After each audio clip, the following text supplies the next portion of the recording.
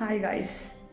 ఇప్పుడు మీరు లైఫ్లో ఏదైనా అవ్వాలనుకుంటున్నారు. ఫర్ ఎగ్జాంపుల్ మీ ఊళ్ళో ఆర్ ఎల్స్ ఏదన్నా ఒక మంచి పని చేయాలనుకుంటున్నారు, లేదా ఒక పొలిటీషియన్గా ట్రై చేద్దామని అనుకుంటున్నారు అని అనుకుంటున్నప్పుడు మీరు మీకంటే పక్కన వాళ్ళ డెసిషన్కి ఎక్కువ వాల్యూ ఇవ్వకూడదు. ఇఫ్ ఇన్ కేస్ ఊళ్ళో వాళ్ళ గురించి పట్టించుకున్నారని అనుకోండి, వాళ్ళు ఒకటే అంటారు.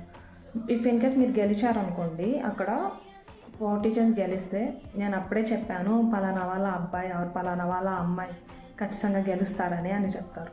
ఇఫ్ ఇన్ కేస్ మీరు ఓడిపోయారనుకోండి, నాకు అప్పుడే తెలుసు వాళ్ళేమీ గెలవరు అని అంటారు.